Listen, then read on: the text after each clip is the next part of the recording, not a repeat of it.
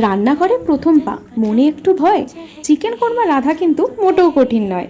আজকের এই চিকেনের শাহী রেসিপিটা কিন্তু স্পেশালি আমার বিগিনার্স বন্ধুদের জন্য। তাড়াতাড়ি স্টেপ বাই স্টেপ রেসিপিটা ফলো করে বাড়িতে রান্না করো এই চিকেন কোরমা, আর বাড়ির সবাইকে তাক লাগিয়ে দাও। এই রেসিপিটা কিন্তু প্রথমে শুরু হয় চিকেন ম্যারিনেশনের হাত ধরে, কারণ এই ঘরোয়া মশলার মধ্যেই তো লুকিয়ে আছে এই রান্নার আসল স্বাদ। টক দইয়ের সাথে সমস্ত মশলা ভালো করে মাখিয়ে নিয়ে তারপর কিছু চামচ সর্ষের তেল দিয়ে এইবার চিকেনটাকে ভালো করে হাতের সাহায্যে আলতো করে মাখিয়ে নিতে হবে। কোরমা রান্নার আসল প্রাণ লুকিয়ে আছে এই পেঁয়াজ ভাজায়, যাকে আমরা বলে থাকি বেরেস্তা। হালকা হাতে ধৈর্য ধরে পেঁয়াজটাকে ভাজতে থাকুন যতক্ষণ না সোনালি হয়ে যায়।